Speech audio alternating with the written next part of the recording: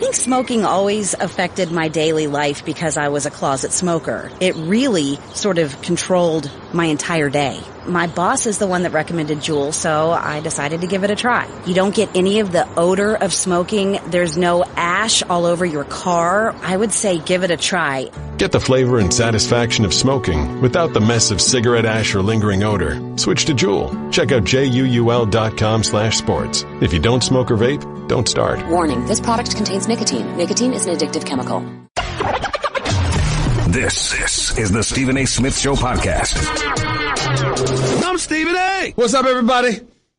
Welcome to the latest edition of the Stephen A. Smith Show, coming at you as I love to do every weekday over the airwaves of ESPN Radio, 250 plus markets across the United States of America, plus ESPN Radio on Sirius XM Channel 80. Number to call up as always is 888-SAY-ESPN. It's 888-729-3776. You're also listening and watching the Stephen A. Smith Show live, simulcast style, over the national television airways of ESPN News. Again, number to call up is 888-SAY-ESPN. It's 888-729-3776. Amazon's Cyber Monday week is now.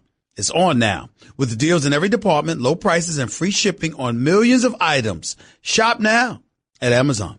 Time for Straight Talk, brought to you by Straight Talk Wireless. Best phones, best networks. No contracts. Interesting NFL season. Interesting NFL week. Obviously, we saw a lot of games take place yesterday. Two stood out in my mind. It wasn't Chicago beating Detroit, obviously, Thanksgiving.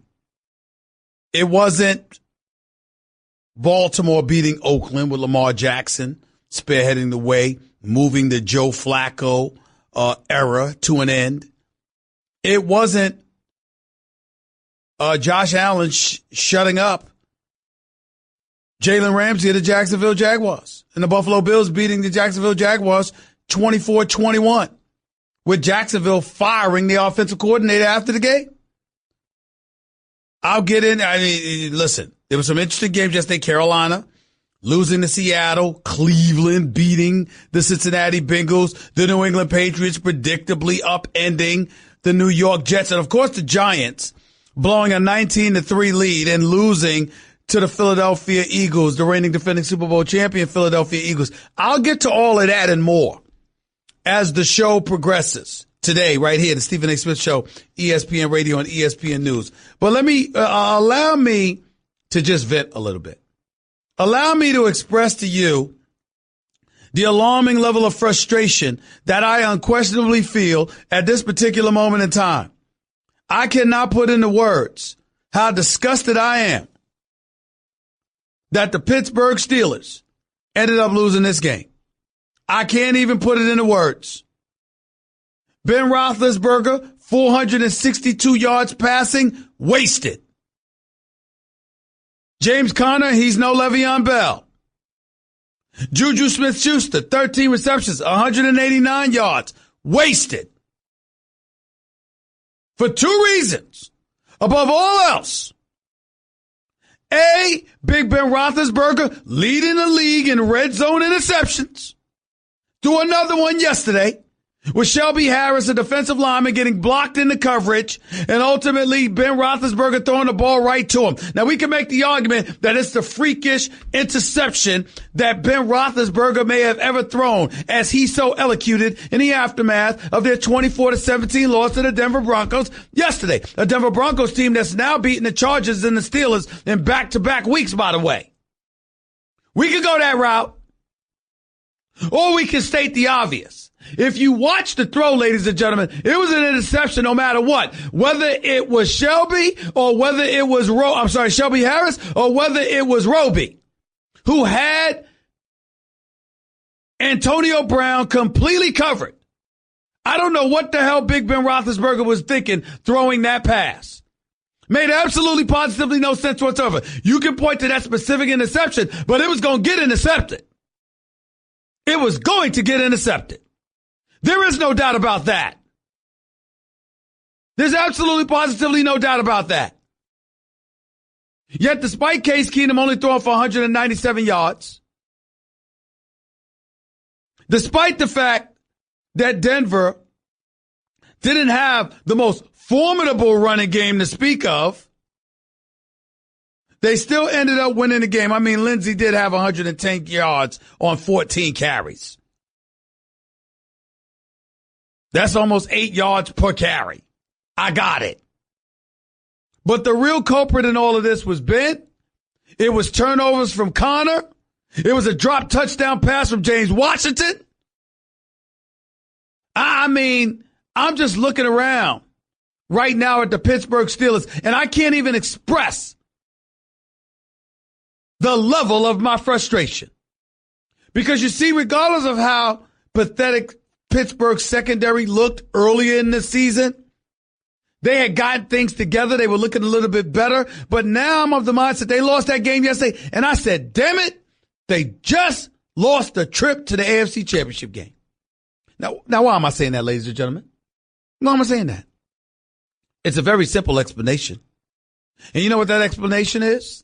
It's the fact that the Pittsburgh Steelers now dropped to, what is it, a 4th seed? Or at least a 3 seed in the AFC. That means Kansas City and New England are both ahead of you. That means to get to the AFC Championship game, you're going to have to beat one or the other on the road. And I don't think they're going to do that. Now, I had the Steelers, in all likelihood, possibly fighting for a berth to the AFC Championship game at Arrowhead Stadium against the Kansas City Chiefs. You know what? And if you had home games prior to that, one could stand to believe who knows what kind of upset could transpire. Maybe they get lucky.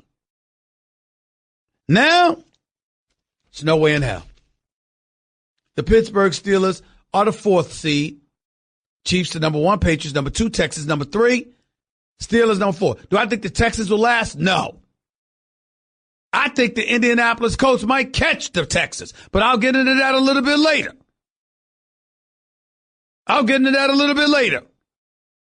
In the end, what this comes down to is that the Steelers blew a prime opportunity because they lost on the road to a team they had no business losing to, in a game they had no business losing.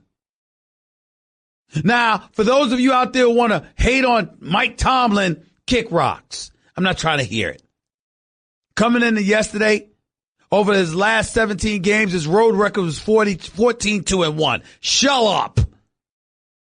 You want to talk about somebody and their performances on the road and how their job should be in jeopardy, and it probably is. How about Mike McCarthy with the Green Bay Packers? They've lost all 6 of their road games this year. They've lost their last 8 road games. Same plays are being called. No innovativeness worth to speak of. And this is why you have a man widely considered to be arguably the greatest quarterback in the history of the National Football League. That's what we're looking at. Now, are we seeing Aaron Rodgers play that way? No, we're not.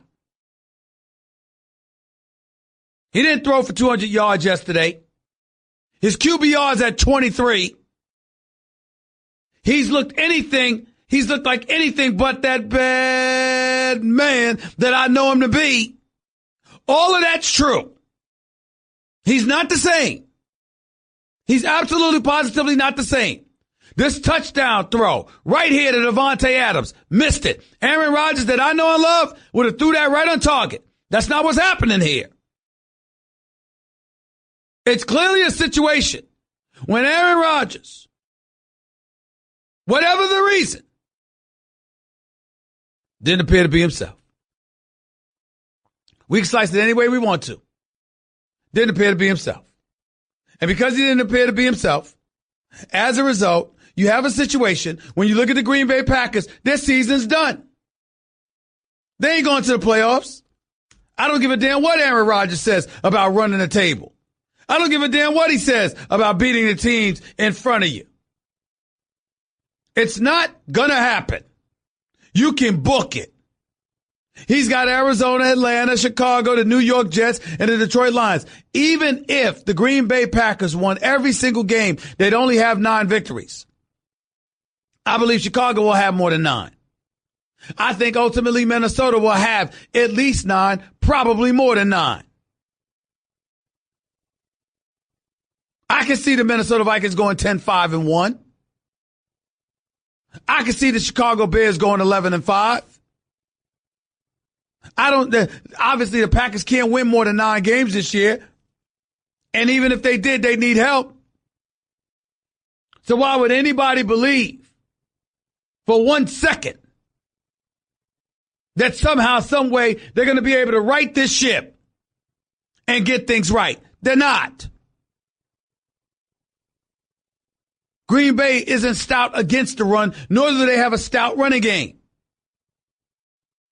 And because of it, both their offense and defense are both middle of the road, middle of the pack. So if you got all of that going on, where are you going from here, particularly with Aaron Rodgers completing? What is it? Just 61.7% of his passes? This is Aaron Rodgers we're talking about here. This is Aaron freaking Rodgers. Looting of football mortalities and what have you, needing to come to an end. Slice it any way you want to. There's something wrong with this picture. There's something that's just not quite right. And I just got to look at it from the standpoint that there's change coming in Green Bay. Brian Gutekunst is your new GM. He just started. Give him some time, work things out, see what level of personnel he can surround Aaron Rodgers with. Mark Murphy, president and CEO, should be ashamed of himself. Aaron Rodgers may be the greatest quarterback we've ever seen. Y'all ain't been to a Super Bowl since 2010 because you can't surround this man with the talent that he needs in order to be successful. And as a result, he has to play perfect in order for you to be competitive. And ultimately, imperfection is inevitable. So that's not going to happen, which hasn't happened this year. And as a result, he's been compromised because of it. But that's what we're looking at here with Aaron Rodgers. That's what we're witnessing take place before our very eyes. And as a result, the way I look at it, I got to tell you right now, I am just of the mindset that for me, Green Bay season is over. I view the NFC North as Chicago's to lose. I think Mitchell Trubisky has surprised us. We shall see what happens. In New York, you got to look at the Giants and the Eagles. And the question that emanates from that game is, are the Eagles done? I'll tell you this. They won yesterday, but they look done. I'm not giving up on them because the NFC East is pathetic. But the bottom line is I look at the Philadelphia Eagles, the reigning defending Super Bowl champions. They look like a shell of themselves. I'm not excited by anything I'm seeing from the Philadelphia Eagles. Not a damn thing. Now, they had 3 starters in their secondary out. I get that. And their secondary is vastly depleted. I get that. They had a little running game yesterday with Adams. That was nice. Defensively, they stepped up in the second half. But I attribute that game more to a loss on the part of the Giants than a win on the part of the Eagles. If you are Pat Shurmur, see, this is why you weren't a head coach. This is why you weren't never considered to be a good head coach. This is why we were scratching our head as to why you got the Giants job when you came into New York. Well, what was it, an 11-23 record? I mean, if you look at Pat Shurmur, before this season, when he was hired by the New York Giants, everybody was asking the question, what the hell did this man do to be the head coach? He started this year. Literally started this year with a 10-23 career record as a head coach in the National Football League. And for some reason, Gettleman hired him. See, this is why you need new breeds. Because these old school guys hire people they're comfortable with, that they're friends with. And this is the hypocrisy. And by the way, it exists. Let me not be completely phony about this. It exists in my industry. It exists all over corporate America. We preach and hold people accountable for what we aspire for, and that's a meritocracy. But it's not applicable to ourselves. If you are Dave Gettleman, what the hell did you hire Pat Shurmur for? Why? And by the way, I'm not questioning the man's football acumen or his football knowledge, but there's nothing about his resume that told you he was the right man for the head coaching job in New York City. Even though you're playing East Rutherford, New Jersey, you know the New York market, the media market is what covers you. It ain't just a Virgin record. So you look at this guy who's 3-8 now, And you got Saquon Barkley flat out balling yesterday in the first half. He touches the ball 5 times in the second half. Why? You didn't feel the need to ensure that you would be able to continue to get that man the football? What kind of damn sense does that make? Odell Beckham Jr. targeted 9 times, caught only 5 passes. And John Nuno, do we have that sound from Odell Beckham Jr. after the New York Giants lost this game to the Philadelphia Eagles? Because people really need to hear what this man had to say. Listen to Odell Beckham Jr. speaking after the game. Listen to this.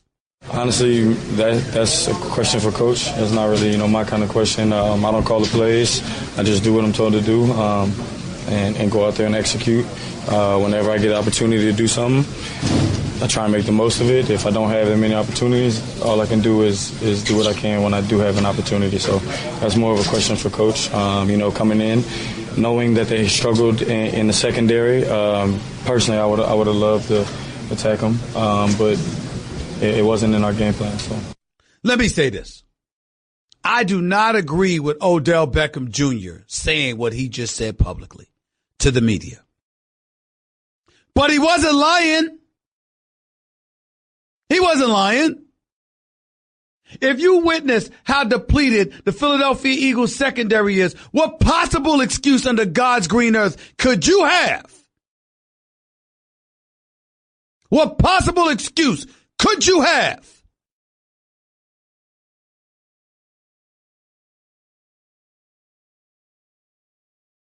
for not getting Odell Beckham Jr. the football? What possible excuse could you have for having a game plan that didn't directly involve getting Odell Beckham Jr. the football? Listen, we all know how awful Eli Manning has been. He had a couple of good throws yesterday, plus an idiotic interception, just deflated the whole team right before the first half, throwing that interception. Made no sense whatsoever. Just a terrible throw on the part of Eli Manning. And just gave credence to those who think he should hang it up. What an idiotic play on his part. He's too experienced for that. However,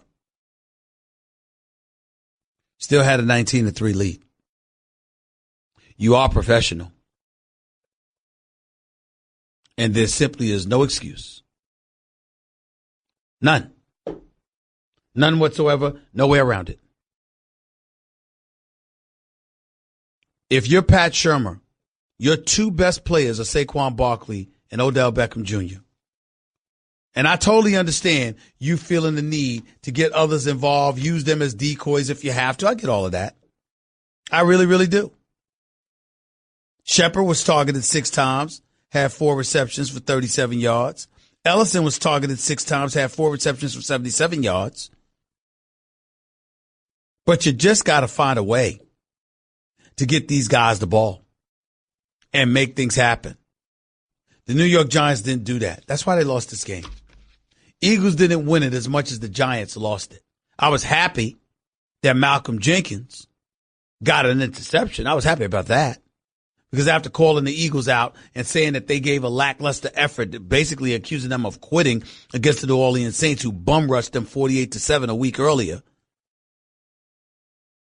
the Eagles obviously were hell-bent on redeeming themselves. But to lose like that and then come out against the Giants with such a lackluster first half effort really concerns me about the Eagles.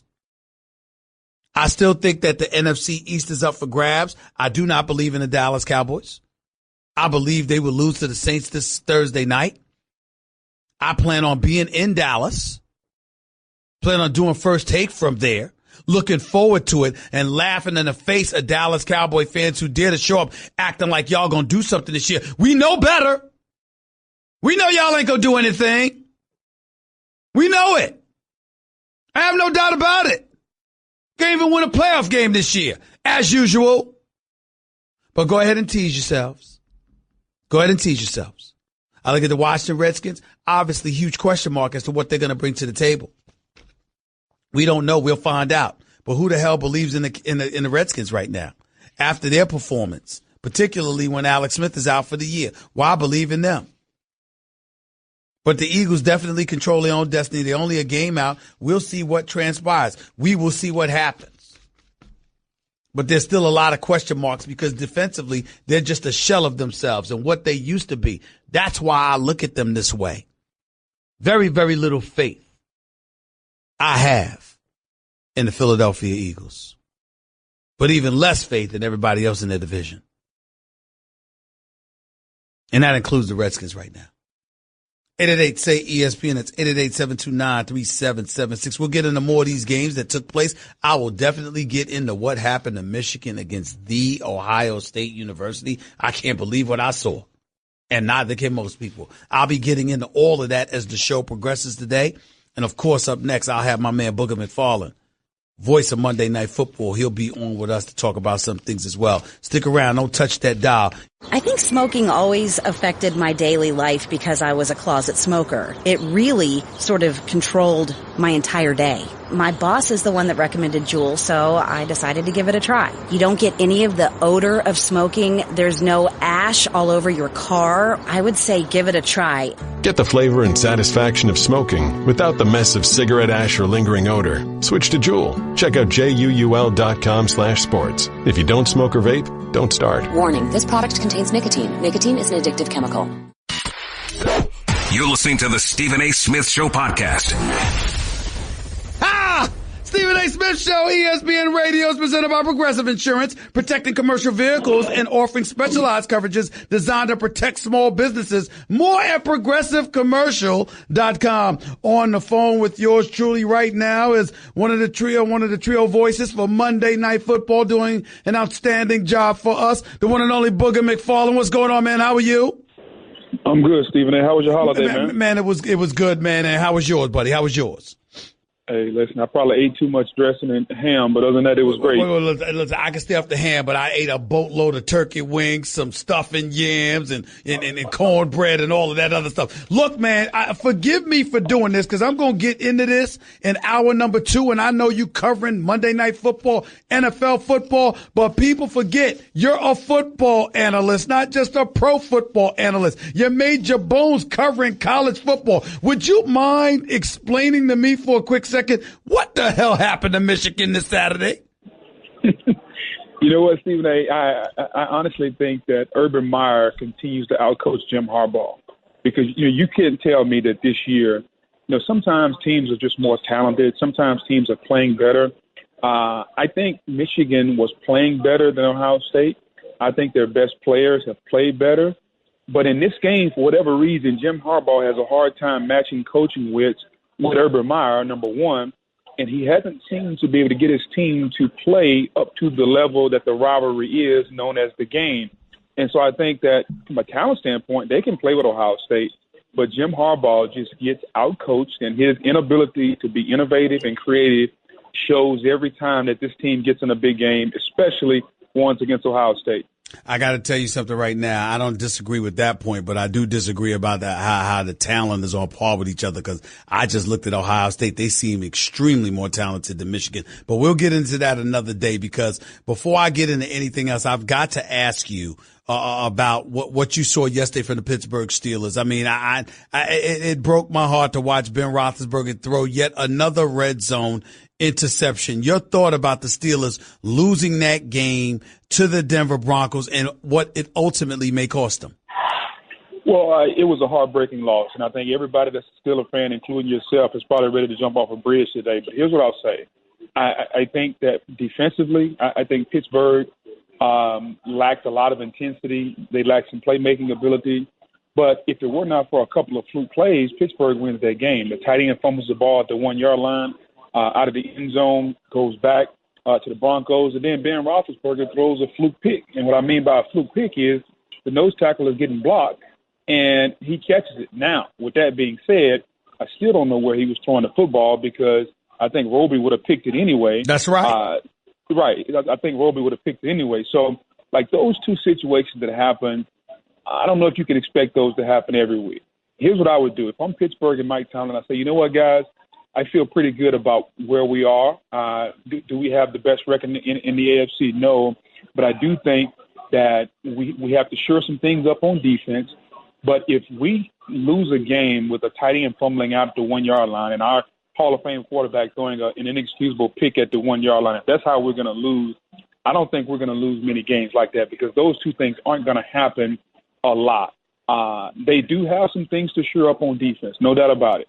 With that being said, I still feel like Pittsburgh is one of the top 4 teams in the AFC. We're talking about Booker McFarland right here with Stephen A., ESPN Radio, ESPN News. Let's transition to the NFC. I know what I think we've been seeing from Aaron Rodgers, particularly with his QBR of 23 yesterday against the Minnesota Vikings. What have you been seeing from Aaron Rodgers? Is there some slippage in his game, or is this a situation where the coaching and the personnel around him that the coaches obviously have to coach just doesn't measure up to snuff? I think there are two things going on in Green Bay. I think the relationship between Aaron Rodgers and Mike McCarthy is probably at a point where one or both of them need to be separate. With Aaron Rodgers having a new contract, I doubt he's going anywhere. So it may be time for the Packers to say, you know what, it's time for a new voice. Much like the Eagles did with Andy Reid. Andy Reid was a successful coach, but they still parted ways because they needed a new voice in the building. I think that's, from an offensive standpoint, that's been brewing for a long time behind the scene. And then number two, they've invested a lot of draft capital in that secondary. And when you give up wide open touchdowns to Stephon Diggs and, you continually give up deep balls, and you can only blame Don Capers for so long now that he's gone and Mike Pettin is there. So now what is it? Is it the new coordinator?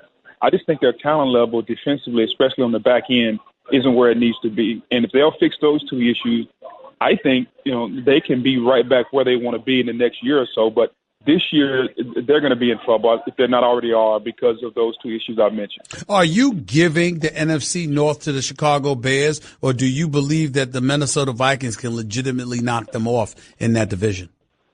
Well, I think if Minnesota gets in, and Minnesota can definitely knock them off because, Zimmer understands how to play the Bears, number one.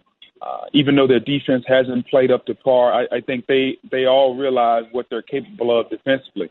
And last night, what they did to Aaron Rodgers, who is a bad man, who we all know, and they got weapons, on the outside with Cobb and those boys. I just think that if they get in, Kirk Cousins is playing at a high level. I know it's hard to believe, but he is playing at a really, really high level. Dalvin Cook looks explosive. The defense is playing up to par. I think Minnesota might just be peaking at the right time. Booker McFarland right here with Stephen A., ESPN Radio, ESPN News. Let's go to the NFC East. Is it about the Cowboys, or do you still feel like the Philadelphia Eagles, despite how sluggish they looked in beating the Giants yesterday, have a legitimate chance? I think anytime, you look at a division, I always lean toward the best quarterback. And over a period of time, the best quarterback has been Carson Wentz in that division. Now, he's coming off an ACL a year ago, and he hasn't quite gotten back to the MVP form that he was. Mm-hmm. But I think if you gave me a choice in a big game, who I'm choosing between Carson Wentz and Dak Prescott, I think I'm still leaning toward Carson Wentz. So although Dallas right now is in control, and they should be, based on the injuries in Washington and based on how Philadelphia played throughout the season, Carson Wentz, if he can get some of his guys back, especially offensively, Fletcher Cox and those boys defensively are still dangerous and formidable. Michael Bennett, Long, and those guys, I would probably still not count out the Philadelphia Eagles. It's interesting because I'm looking at the Philadelphia Eagles right now. I'm not counting them out either, but it's only because their division is so weak. It's not because I'm impressed by what I'm seeing. And what I am impressed by is Frank Reich and the job that he's doing in Indianapolis. How much does the loss of him affect how much has it affected the Philadelphia Eagles that Frank Reich, their quarterbacks coach, their former offensive coordinator, is now gone and he's the head coach in Indy, because he seems to be doing an outstanding job with Andrew Luck right now? Yeah, he is, and he's another voice in the room. And anytime you take that voice away, the guy that Carson Wentz leaned on, the guy that he saw every day, the guy that he talked to more specifically than the head coach, it's going to matter, because even though we can have the same message, we're delivering the message in a different manner. And so I think it's affected him a little bit, but I have confidence in Doug Peterson. Peterson is a phenomenal coach.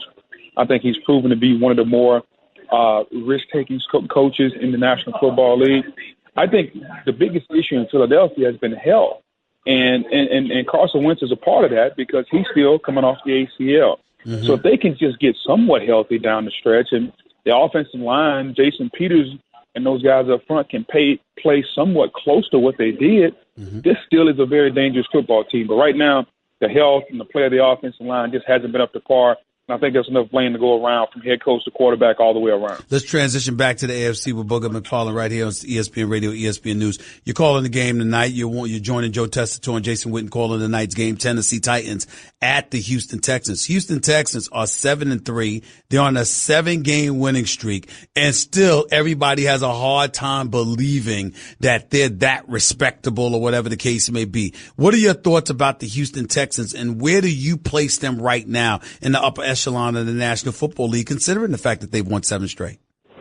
Well, I think the fact that they've won 7 straight just shows you that they know how to win close games, because they've won a lot of them. And I think, Bill O'Brien understanding who his football team is. They're not the Kansas City Chiefs or the Los Angeles Rams that are going to throw it 45, 50 times down the field. What they are is a team that's going to play close to their defense. They have an outstanding front seven. They can make some plays. Their special teams are good. And they have a dynamic quarterback that when he is in a pinch or the offense is in a pinch, he knows how to make plays. We forget Dabo Swinney said he's the Michael Jordan of football.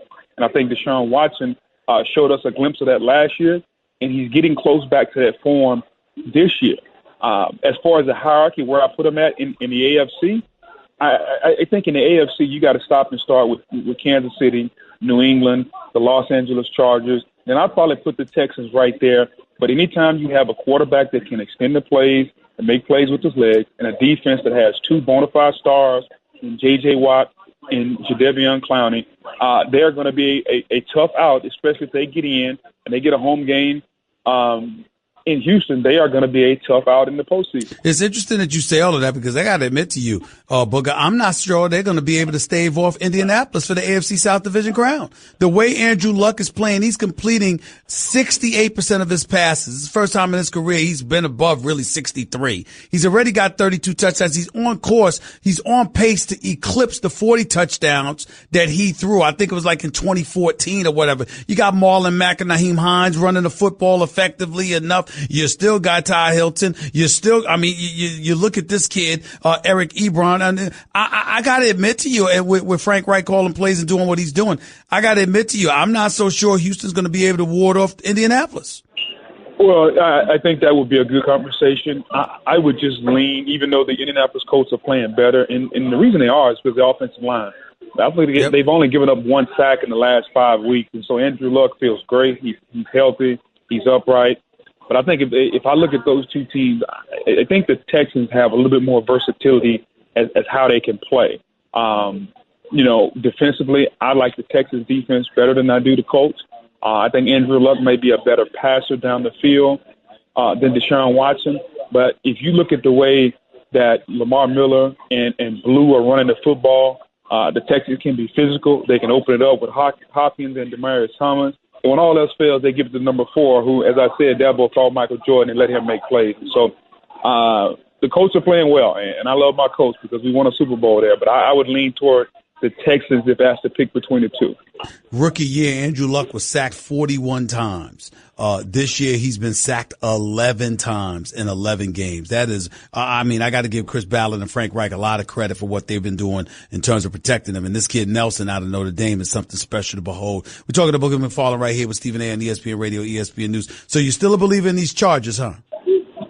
Very much so, Stephen A. I know Melvin Gordon is hurt right now with the MCL or whatever. I think he had wrong with the knee. But if you just look at the way Phillip Rivers is playing, you look at the defense, Joey Bosa just coming back at the right time, give him a week or two to get back in form. They have the formula, and they're playing the way you should play. They're running the football, play action. They got a basketball team at receiver with all those big guys out there. They have playmakers where you need playmakers at in the National Football League. Wide receiver, quarterback, defensive end, rushing the passer, and corner. That's where you need your talent is. You can fill in other places, but you have to be talented at the premier playmaking positions, and they have that talent. I look at the Chargers, man. I'm saying they're a wild card spot. They're the fifth one. Obviously, you've got the Indianapolis Colts, the Houston Texans, the Baltimore Ravens, all vying in all probability for a wild card spot. I see a divisional playoff exit. That's just what I see. Booger, before I let you get on out of here, your thoughts on Tennessee, Marcus Mariota, what you've seen from them this year, what you anticipate seeing tonight? Marcus, Stephen, we had him early in the season against the Cowboys, and I think it may have been Marcus's best game of his career because he was throwing the football with anticipation, throwing the football with timing. He looked like an NFL quarterback, not just a college quarterback that wants to run around and make plays with his legs. I think that's going to be key tonight. He's been banged up a little bit with the elbow, and that's my thing with these guys that want to run around. Him, Watson, Lamar Jackson, all these quarterbacks that we look at them as dynamic athletes. I learned a long time ago playing in this league. If you're going to be a quarterback, you have to be able to deliver the football from the pocket, and then, and only then, when that breaks down, then you become a runner. I think for Marcus Mariota tonight, he's got to play the quarterback position at a high level from the pocket. And if he has to make a play or two with his legs, so be it. And I look forward to watching him do that tonight. Booger McFarland, always appreciate you, man. Looking forward to watching you tonight, buddy. Take it easy. Anytime, Stephen A. Thanks, bud. All right, the one and only Booger McFarland, voice for Monday Night Football, right here with Stephen A. ESPN Radio, ESPN News, 888-SAY-ESPN. It's 888-729-3776. We'll get back to your calls and then some in a minute. Stick around, don't touch that dial. You're listening live to Stephen A. ESPN Radio. By the way, you know what never goes out of style? Surprising a friend or loved one with buy one, get one free multicolored roses bouquet for $29.99 from 1-800-Flowers.com. To order, go to 1-800-Flowers.com/ESPN. I'll bring up 1-800-Flowers a little bit later on in the show because, boy, do I got a story to tell y'all. It involves one of my boys who didn't get his wife flowers for their 31st wedding anniversary. I can't believe it. I'll discuss that and then some. Stick around. Don't touch that dial. You're listening live to Stephen A. ESPN Radio, ESPN News. You know those Blink motion-activated security cameras you hoped would go on sale? Just did. It's the Blink Black Friday Cyber Monday sale with huge savings now through Monday. Blink cameras are motion-activated. When they detect someone snooping around, you get an alert on your smartphone with an HD clip. And Blink's live feed option lets you monitor your home, pets, and package deliveries. Visit blinkprotect.com/radio. That's blinkprotect.com/radio or hit Amazon and search Blink Camera. Guess what? You're in the middle of the Stephen A. Smith Show podcast. Damn it, I mean it! Welcome back to the Stephen A. Smith Show. We're coming to you live from above the Huntington River deck at Pier 17, South Street Seaport. Just wanted to let you know that. Also, get triple action protection for optimal engine performance with Shell V-Power Nitro plus premium gasoline. 888-SAY-ESPN. It's 888-729-3776. Lots to get into come hour number 2. More NFL stuff to get into. Obviously, I'm going to get a little bit into Michigan and Ohio State. I'm going to get into that. Certain things need to be said. Certain things just need to be said about Urban Meyer and Jim Harbaugh. Plus the college football playoff picture. I'm going to be talking about all of that. And by the way, there's a heavyweight championship fight taking place in L.A. this weekend. I'm looking forward to that. I can't wait to see that fight. I'm going to be talking about that too as well. So stick around. You're listening live to Stephen A. ESPN Radio, ESPN News. Hour number 2. That's just a sample of what you'll hear on the Stephen A. Smith Show. Weekdays at 1 p.m. Eastern on ESPN Radio and the ESPN app. As a young boy, Gavin loved playing football. He lived and breathed it, wanted to go pro. Why, he'd spend hours upon hours just practicing his touchdown dances. And one day, while getting fitted for bifocals, he realized he was never much good at throwing, or running, or catching, or even kicking. Yeah, Gavin's chances of playing pro football were looking like 4th and long. Very long. But he did hear how Geico could save him money on car insurance, so he switched and saved. Then he did kind of a touchdown dance. At least he was still good at that.